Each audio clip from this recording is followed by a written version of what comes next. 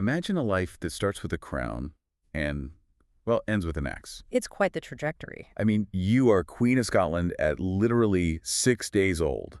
By the time you're 16, you're also the Queen of France. You are arguably the most powerful woman in Europe. You're brilliant, you're charming, almost 6 feet tall. A total Renaissance superstar. And then the fall, it's a slide into absolute chaos. Bad marriages, exploded husbands, abductions. And then almost 2 decades of imprisonment before your own cousin has you beheaded. It sounds like a soap opera written by a sadist, doesn't it? But that is the actual historical life of Mary Stuart, or as we know her, Mary, Queen of Scots. And that's exactly what we're digging into today. We have a huge stack of sources in front of us, ambassadorial reports, trial records, personal letters, and our mission here is to sort of peel back that romantic, tragic sticker that always gets slapped on Mary's story. Exactly. We really want to get into the political machine she was trapped in. The popular image is always this, this weeping victim, swept away by her emotions. Right, but when you actually read the primary sources, you see a political operator. She was a player in the game. It's just that the game itself was rigged against her from the moment she was born. Let's start right there with that birth, because the context really does set the stage for everything that follows. Yeah. It's 1542. Her father, King James V of Scotland, is on his deathbed. He's only 30 years old, and he's just suffered this humiliating military defeat against the English. The Battle of Solway Moss. A total disaster for the Scots. A lot of their nobility were captured. James V just retreats to Falkland Palace in what seems like a deep depression. Right, and as he's lying there, dying, he gets word that his wife, Mary of Guise, has given birth. But it's not the son he desperately needed to secure the Stuart line. It's a girl. And this is where we get that famous deathbed prophecy that just hangs over her entire life. He says, "It came with a lass, and it will gang with a lass." It came with a girl, and it will go with a girl. What's he referring to there? He's talking about the Stuart dynasty itself, that actually come to the throne of Scotland, back in the 14th century, through a woman, Marjorie Bruce, the daughter of Robert the Bruce. So James is absolutely convinced that without a direct male heir, his family line is just going to die out with this newborn baby, Mary. Which is, the first huge irony of this whole story. Yeah. Because the Stuart line didn't die out. Not even close. As we'll see, it ended up taking over everything. So James V dies, and this 6-day-old infant becomes Queen of Scotland. And immediately, she is the most valuable chess piece on the European board. This is where we have to talk about the rough wooing. And I'm glad you brought it up, because people hear that term and they think it's just, some kind of aggressive courtship. It wasn't. Yeah, it was a full-on military campaign. It sounds like a bad dating app strategy, but really it was just state-sponsored terrorism. That's a good way to put it. This was Henry VIII's project. He sees the infant Mary, and his first thought is, if I marry her to my son Edward, I own Scotland. Simple as that. It was all about unification. He forces the Scots to sign the Treaty of Greenwich in 1543, which contractually bound Mary to marry his son Edward when she turned 10. But the politics inside Scotland were complicated. Very. You had a pro-English Protestant faction and a pro-French Catholic faction. The Scottish Parliament, which was heavily influenced by Mary's mother and the Catholic Church, eventually just tore up the treaty. They wanted to keep their old alliance with France. And Henry VIII, being Henry VIII, did not take that rejection well. To put it mildly, no. He launched this brutal campaign. He literally ordered the Earl of Hertford to invade Scotland, and I'm quoting the orders here, put all to fire and sword. So they just burned everything. They burned Edinburgh. They burned the great border abbeys like Melrose and Dryburgh. It was a scorched earth policy. The entire point was to terrorize the Scots into handing over this little girl. Which, of course, had the exact opposite effect. Of course. It backfired completely. Instead of handing her over, her guardians realized that Scotland was a war zone and she had to get out. So they turned to the other great power, France. Exactly. King Henry II of France offers protection, but there's a condition. Mary has to be betrothed to his son, the Dauphin, Francis. So at age 5, little Mary is put on a ship. Sent away from her home, her country. And sent to the French court to be raised alongside her future husband. And you have to understand what a huge transition this was. She goes from these damp, dangerous Scottish castles, surrounded by bearded lords shouting in Scots, to the absolute apex of the Renaissance. And she doesn't travel alone. She has her own little entourage, including the famous Four Marys. Yes, Mary Beaton, Mary Seton, Mary Fleming, and Mary Livingston. 4 girls from noble Scottish families, all her own age, all named Mary. It's like a branding exercise. It really was. They were her companions, her ladies-in-waiting, her lifelong friends, and it creates this image of a sort of an insulated Goldie circle around her from a very young age. So let's talk about her time in France, because the sources are really clear on this. She wasn't just sitting around learning needlepoint. She was getting a top-tier humanist education. Oh, absolutely. The kind of education that rivaled her cousin, Elizabeth I. She learned Latin, Greek, Italian, Spanish, on top of her native Scots and fluent French. She learned rhetoric, poetry, falconry. She was the it girl of the French court. And there's a physical detail here that I think is so important for understanding her presence, her height. Yes.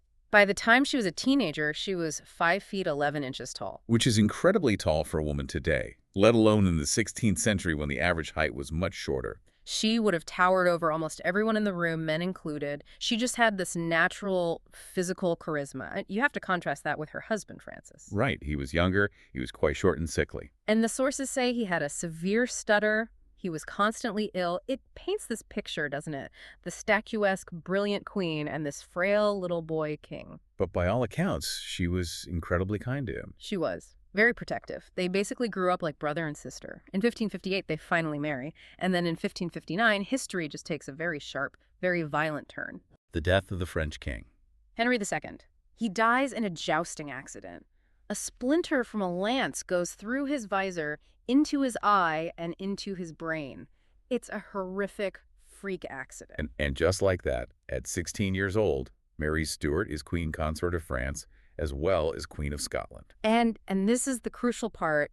In the eyes of all of Catholic Europe, she's also the rightful Queen of England. Right. Okay, let's unpack that. Yeah. Because that claim is the engine that drives the entire rest of her story. It's her original sin, politically. It is. From the Catholic perspective, Elizabeth I was illegitimate. They never recognized Henry VIII's divorce from Catherine of Aragon to Mary Anne Boleyn. So in their eyes, Elizabeth was a bastard. A bastard and a heretic, which meant that Mary Stuart, as the great-granddaughter of England's Henry VII, was the legitimate heir to the English throne. And as soon as she became Queen of France, she and Francis started putting the English coat of arms on everything. They quartered the royal arms of England with their own. It was like putting a logo that says, "I am the real Queen of England," on your dinner plates, on your tapestries, on your servants' uniforms. A huge provocation. A massive one. And Elizabeth never, ever forgot it. It marked Mary as an existential threat from day one. But Mary's time at the absolute top of the world was incredibly short. Just over a year. Her husband, Francis, dies in 1560 from an ear infection that turned into a brain abscess. Leaving her a widow at 18. The sources describe her as La Reine Blanche, the White Queen, because of the white mourning clothes she wore. But practically speaking, she was now redundant in France. Her mother-in-law, Catherine de' Medici, who had been sidelined while Mary was queen, now saw her chance. Right. Catherine's next son, Charles IX, was now king, but he was just a boy. So Catherine de' Medici steps in as regent, and she essentially pushes Mary out. She wanted the power for herself. There was no room for a Scottish dowager queen.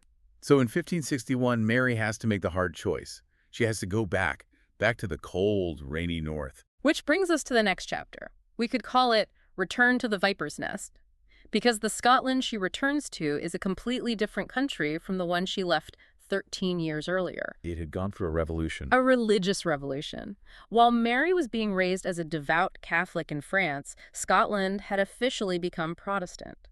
The Reformation, led by the preacher John Knox and quietly supported by England, had swept through the country. The Mass had been outlawed by Parliament. So she sails back into a kingdom where her own religion is illegal. And we have to talk about John Knox, because in all the documents, he comes across as, well, fanatic is maybe the polite word. He was a fire and brimstone Calvinist preacher, and he didn't just disagree with Mary's Catholicism, he disagreed with her very existence as a ruler. Because she was a woman. He wrote a famous pamphlet called The First Blast of the Trumpet Against the Monstrous Regiment of Women. And monstrous regiment just means unnatural rule. Exactly. He argued that any female ruler was contrary to God's law. So when Mary lands in the fog at Leith in 1561, she's not just facing political opponents. She's facing a spiritual leader who is telling his congregations that her very presence on the throne is an offense to God. He preached that one Catholic Mass was more dangerous than an army of 10,000 invaders. He did. And how did she handle him? Because a Tudor monarch might have just had him arrested and thrown in a tower. And this is where you see her political skill, which often gets overlooked. She tries to charm him. She summons him for private meetings at Holyrood. The sources say they had these long, intense debates. She tried to reason with him. She was looking for a middle ground, a policy of toleration. Her position was basically, I will protect the new Protestant church as the official religion of Scotland, if you just let me hear Mass in my own private chapel. Which for the 16th century was an incredibly pragmatic and reasonable position. It was. It was a politique solution. But Knox was having none of it. He just railed against her idolatry from the pulpit of St. Giles Cathedral, week after week. He criticized her for dancing, for her elaborate dresses, for everything. Despite him, though, she actually manages to rule pretty effectively for the first few years. She relies on her Protestant half-brother, the Earl of Moray, as her chief advisor. But for a young, beautiful, widowed queen, the biggest question in every court in Europe was, who is she going to marry next? The diplomatic game was so intense. She was the single biggest prize on the European marriage market. There was talk of her marrying Don Carlos of Spain, Who was the heir to the entire Spanish Empire. That would have created a terrifying Catholic power block for England to face. absolutely terrifying. Elizabeth I was panicked by the thought of it. But Don Carlos was deeply unstable, mentally and physically, a product of too much Habsburg inbreeding. His father, Philip II, eventually put a stop to it. And then Elizabeth makes a move that is just, it's pure trolling. It really is. She suggests that Mary should marry Robert Dudley. Robert Dudley, the Earl of Leicester, the man everyone in England knew was Elizabeth's own great love, maybe her lover. It was a profound insult. It was like offering your royal cousin your hand-me-downs. Elizabeth was trying to neutralize Mary by marrying her to an English Protestant that she, Elizabeth, could control. Mary was arguably the most eligible woman in the world. Yeah. She was not going to marry her rival's favorite. No. But in the middle of all this high-stakes diplomacy, there's this really weird, dark little incident that I think sets the tone for the chaos to come. The Chastelard incident. Right. Pierre de Boscosel de Chastelard. He was a French poet who had come over in Mary's entourage, and he became obsessed with her, completely infatuated. In 1563, he was found hiding under her bed at Holyrood Palace. Under the Queen's bed. I mean, that's the stuff of nightmares. He was found by her guards before she came into the room. She was furious, but she just banished him from court. But, and this is the crazy part, 2 days later, he follows the court to another castle and bursts into her bedroom while she's actually getting undressed. Okay, this isn't a crush anymore. This is a stalker. A serious threat. It was an attempted assault. Mary was terrified. The sources say she screamed for her brother Moray to run him through with his sword on the spot. Beauty. No, Moray refused to kill an unarmed man like that. But Chastelard was quickly tried and then publicly beheaded. That story really highlights her vulnerability, doesn't it? The lack of security, the weird sexualized pressure around her court. It showed that being a young female monarch made her a target in ways a king never would be. And that vulnerability, that pressure, brings us to the fatal error, the one decision that really ruins everything. The Darnley disaster. Enter Henry Stuart, Lord Darnley. He's tall over 6 feet. He's handsome. He dances. He plays the lute. Mary famously called him the lustiest and best proportioned long man she had ever seen. The long lad. But this wasn't just a physical attraction, was it? Politically, this match actually made a lot of sense on paper. That's what I gathered from the reading. It wasn't just about his looks. Not at all. It was, on paper, a brilliant move. Darnley was her half-cousin. And like Mary, he was a grandchild of Margaret Tudor, Henry VIII's sister. So he also had a claim to the English throne. A strong one. By marrying him, Mary was essentially doubling down on her threat to Elizabeth. She was uniting two Tudor claims. Any child they had would have an almost undeniable right to succeed Elizabeth. It was a dynastic power move. Elizabeth was furious. Livid, because Darnley was an English subject, and he'd married without her permission. But the real problem was the personality match. A catastrophe. A complete catastrophe. Darnley turned out to be an arrogant, spoiled, violent narcissist. He was a heavy drinker, unreliable. And as soon as they were married, he started demanding real power. He wanted the crown matrimonial. Can you explain that term for us again? The crown matrimonial? It's the difference between being the queen's husband, a king consort, and being a king in your own right. If Mary granted him the crown matrimonial and then she died, he would remain King of Scotland. He wouldn't just be a regent for their child, he would be the sovereign. Exactly. And when Mary, who quickly realized he was a dangerous liability, refused to grant him this power, he turned on her, violently. He became paranoid. And he focused all his jealousy on her private secretary, an Italian musician named David Rizzio. Rizzio was Catholic, and the sources all agree he was not conventionally attractive. But he was smart. He was her confidant, he was clever, he handled all her secret foreign correspondence, especially with the Pope. And Darnley, egged on by a group of Protestant lords who wanted to weaken Mary, became convinced that Rizzio was the queen's lover. And they decide he has to go. This leads us to the night of March 9th, 1566, one of the most horrific scenes in all of royal history. Let's set the scene because it's so chilling. Mary is 6 months pregnant with the future king of England and Scotland. She's having a small supper party in a tiny private room at Holyrood Palace. It's a very intimate space. You can still see it today. It's not a grand hall. Not at all. And her husband, Darnley, bursts in, clearly unstable. He's followed by a group of armed men who come up a secret staircase. Their leader, Lord Ruthven, was literally dying of an illness, and he comes in wearing full armor, looking like a ghost, and they demand Rizzio. And Mary tries to protect him. Rizzio grabs onto her dress. He's screaming, "Justitia! Justitia! Justice!" And the conspirators, they hold a loaded pistol to the pregnant queen's stomach to keep her back. My God. They drag Rizzio, screaming, out of that little room and into the main chamber, where they stab him 56 times. 56 times. That's not just a murder. That's a frenzy. It was a brutal message. They even left Darnley's own dagger in the body. The goal was probably to shock Mary into having a miscarriage, or maybe even to kill her, which would leave Darnley as king. But she doesn't miscarry. She survives. And this is where you see her incredible steel. She somehow manages to talk Darnley down, convince him the other lords have betrayed him, and they escape from the palace together through the cellars. It was a masterclass in manipulation under extreme duress. She gets away, she raises an army, and she rides back into Edinburgh in complete control. She gives birth to her son James a few months later, but the marriage is dead. Utterly broken. She knows her husband helped plan the murder of her friend in front of her while she was pregnant.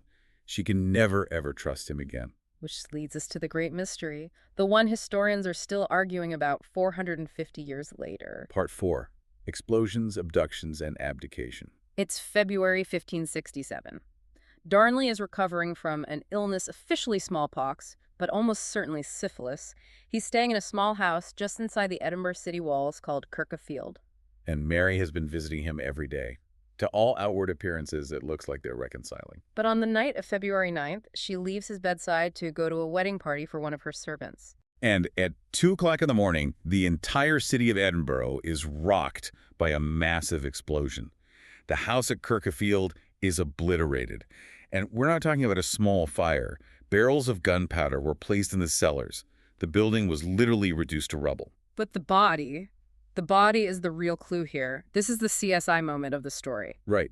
Darnley's body isn't found in the wreckage. He's found in the garden nearby, in his nightshirt, along with his valet.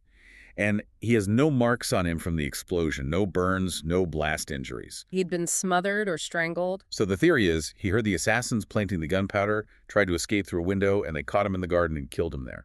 That seems to be the most likely scenario. But the massive question hanging over everything is, who ordered it? Was it a conspiracy of Protestant lords? Was it Mary herself? Or was it the man who quickly became the prime suspect, James Hepburn, the Earl of Bothwell? The great bad boy of this story. He was a powerful border lord, a soldier. The sources suggest Mary had been relying on him more and more for protection. Bothwell was really the only powerful noble who had been consistently loyal to her and to her mother before her. He was a man of action. And Mary was likely suffering from, severe PTSD after the Rizzio murder. She needed a protector. But marrying the man everyone suspected of murdering your last husband? Yeah. The optics are just catastrophic. It was political suicide. First, Bothwell was put on trial and acquitted, but it was a total sham. His soldiers surrounded the courthouse. Then came the abduction. Mary is traveling back to Edinburgh, and Bothwell intercepts her with 800 armed men and takes her to Dunbar Castle. And this is the great historical debate, isn't it? Did Did she go willingly? We will never know for sure. Some leading historians argue she was a victim of sexual assault at Dunbar, that Bothwell raped her to force the marriage, because in the 16th century, once a queen was ruined, her marriage prospects were destroyed. And the other theory? Is that it was a collusive kidnapping. That she agreed to be taken to give her a plausible excuse to marry the man she wanted without looking like a co-conspirator. Whichever it was, they married just 3 months after Darnley's death. And it was a Protestant wedding ceremony. Which alienated all her Catholic supporters. And of course, her Protestant subjects were already convinced she was an adulteress and a murderer. She lost everyone. Placards started appearing all over Edinburgh, depicting her as a mermaid, which was a symbol for a prostitute. So the Scottish nobles finally rise up against her and Bothwell. Their armies meet at a place called Carberry Hill. And there's no battle. Mary's army just melts away. Her soldiers refuse to fight for Bothwell. To avoid bloodshed, she surrenders. Bothwell flees. He ends up dying years later, insane, in a Danish prison, chained to a pillar. It's a grim end. A very grim end. But for Mary, it's the end of her reign. She's taken to Loch Leven Castle, a fortress on an island in the middle of a loch, and imprisoned. And while she's there, she miscarries twins. That detail is so often overlooked, but it's just devastating. In that castle, she loses her freedom. She's forced to abdicate her crown in favor of her 1-year-old son, James, and she loses her children with Bothwell. She loses everything. But she's Mary Stuart. She doesn't just give up. In 1568, she manages this dramatic escape from the island, raises another army, fights the Battle of Langside, and loses decisively. And in a moment of sheer panic, she makes the single worst decision of her life. Instead of fleeing to France, she gets in a small fishing boat, crosses the Solway Firth, and lands in England. She throws herself on the mercy of her sister queen, Elizabeth, expecting her to help her get her throne back. Which brings us to the longest and saddest chapter of all, the English captivity. Elizabeth doesn't help her. She locks her up. For 18.5 years, and you have to see it from Elizabeth's perspective. She was in an impossible position. What were her options? Well, if she helps Mary regain the Scottish throne with an English army, she alienates the friendly Protestant government now running Scotland. If she lets Mary go to France, Mary will just raise a French Catholic army and invade England to press her own claim. And she can't just kill her. No, that would set a terrible precedent. Executing an anointed queen, it was unthinkable. It breaks the divine right of kings. So she chooses option D, indefinite detention. Exactly. Mary becomes the guest who can never leave. She's moved between various castles and grand houses, Sheffield, Tutbury, eventually Fotheringhay. But this wasn't, a dark dungeon with rats. Oh, no, not in the medieval sense. It was a gilded cage. It was house arrest. She had a staff of up to 30 people. Her own chef serving 32-dish menus on silver plates. She still had her cloth of state, her symbol of royalty, but her every move was watched. Her letters were intercepted and read. It was a slow, grinding process of stripping away her dignity. And while she's imprisoned, the legal case against her hinges on one key piece of evidence, the Casket Letters.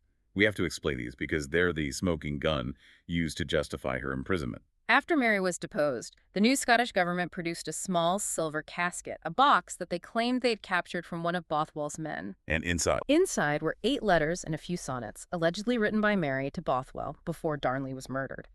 And they seemed to prove she was in on the plot. They're passionate, incriminating. They basically say, get rid of my husband and come get me. So the big question, are they real? We don't know. The originals have been lost for centuries. All we have are copies. Mary, from the moment she heard of them, insisted they were forgeries. And what do modern historians think? The most compelling modern analysis by historians like John Guy suggests they were a sophisticated cut-and-paste job. So they took real letters she wrote. Exactly. They probably took genuine, harmless letters Mary had written, maybe to Bothwell, maybe to other people, and then they skillfully inserted incriminating sentences and phrases into them to build a narrative of conspiracy. So a line about doing the deed, which might have referred to signing a legal document, is suddenly made to look like it's about murder. Precisely. Elizabeth set up this commission to examine them, and the final verdict was a masterpiece of political evasion. They declared nothing proven. It didn't find Mary guilty, but crucially, it didn't find her accusers to be liars either. It was just enough doubt to justify keeping her locked up forever. So she sits there for years and years doing her embroidery with her famous motto, En ma fin et mon commencement. In my end is my beginning. Her health just collapses. She gets severe rheumatism from the damp, drafty English castles. The portraits from this time show her aging dramatically. But she's still a threat, a huge threat. Every single Catholic plot to assassinate Elizabeth, the Ridolfi plot, the Throckmorton plot, they all have the same endgame. Kill Elizabeth and put Mary on the throne. She's the lightning rod for all Catholic discontent in England. And eventually Elizabeth's spymaster, the terrifyingly efficient Sir Francis Walsingham, decides that enough is enough. He needs to entrap her. He needs undeniable proof that she is personally involved in a plot to kill Elizabeth. This is pure espionage, part 6, The Trap and the Axe. This is the Babington plot. It's just brilliant, ruthless spycraft. Mary's being held at Chartley Manor. Walsingham finds a local brewer who is sympathetic to her. He arranges for this brewer to smuggle Mary's secret letters in and out, hidden inside the bunghole of beer barrels. A literal beer keg-based spy network. Yes. Mary thinks she finally has a secure secret line to her supporters on the outside. But in reality, every single letter, in and out, is being taken straight to Walsingham's office. His code breakers are deciphering them, his clerks are copying them, and then they're resealed and sent on their way. He's letting the plot run, just waiting for it to cross the line. And that line is a young, reckless Catholic conspirator named Anthony Babington. Babington writes to Mary, outlining a 6-step plan for a foreign invasion, a Catholic uprising, and, quote, the tragic execution of the usurper, meaning Elizabeth. He specifically asks for Mary's approval. This is the moment. Walsingham has the letter. All Mary has to do is ignore it or reject the plan, and she's probably safe. But she doesn't. She takes the bait. She dictates a long, detailed letter back to Babington, endorsing the invasion and, crucially, the assassination. Walsingham now has her, in her own words, committing treason. The trap snaps shut. She's arrested and moved to Fotheringhay Castle for her trial. And at that trial, she makes this brilliant legal argument. She says, I cannot be a traitor to Elizabeth because I am not her subject. I am an anointed queen of another country. It was a very valid point in international law. A sovereign can't be tried by another sovereign. But the English court didn't care. They argued that because she was living in England, she was subject to English law. She was denied a lawyer. She wasn't allowed to see the evidence against her. It was a show trial. She was convicted, of course, Yeah. and Elizabeth hesitates for weeks to sign the death warrant. She understands the precedent she's setting. Executing an anointed monarch, a cousin. It breaks the divine taboo. But her council, led by William Cecil, basically forces her hand. They dispatched the signed warrant to Fotheringhay in secret before she can change her mind. Which brings us to February 8th, 1587, the Great Hall at Fotheringhay Castle. And Mary turns her own execution into a piece of theater, a final defiant performance. She completely understood the power of symbols and optics. She walks into the hall with total composure, head held high. When the moment comes, her ladies-in-waiting help her remove her black outer dress, and underneath she is wearing a petticoat and bodice of deep crimson velvet. Why that specific color? In the Catholic liturgy, red is the color of martyrdom. By revealing that crimson dress at the very last second, she was making a powerful visual statement to everyone there. She was saying, you are not executing a criminal, you are creating a martyr for the Catholic faith. She kneels down. She speaks her last words in Latin. In manus tuas, Domine, commendando spiritum meum. Into your hands, O Lord, I commend my spirit. And then the execution itself becomes a complete horror show. It does. The executioner was nervous or inexperienced. His first blow with the axe misses her neck and hits the back of her head. She was heard to make a small noise. He swings a second time, and that severs the neck, but not completely. He has to basically saw through the last bit of sinew with the axe. And then the final, shocking reveal. The executioner picks up the head by its famous auburn hair to show it to the crowd, and he shouts, God save the Queen! And the auburn hair comes away in his hand. It was a wig. The head falls and rolls across the stage. So underneath? Underneath, she had very short gray hair. All those years of sickness and captivity had taken their toll. The beautiful queen was an illusion. What the crowd saw was a frail, old woman. And there's one more heartbreaking detail. The dog. Her little Skye Terrier. It had hidden itself under her voluminous skirts the whole time. When the executioners went to move her body, they found the dog there, covered in her blood, and it refused to leave her. Just a devastatingly human detail in the middle of all this statecraft. It is. So Mary is dead. But let's go back to that prophecy that started this whole story. It came with a lass, and it will gang with a lass. James V was completely wrong. The dynasty didn't end. In fact, it had its greatest triumph. Mary's son, James VI, who had been raised as a Protestant by her enemies in Scotland. He basically abandoned his mother to secure his own future. He had, and because Elizabeth I died in 1603 without any children, James was her closest living relative. He was her heir. The English crown passed to him. He became James I of England and James VI of Scotland. He united the crowns. And one of the first things he did as King of England was have his mother's body exhumed and brought to London.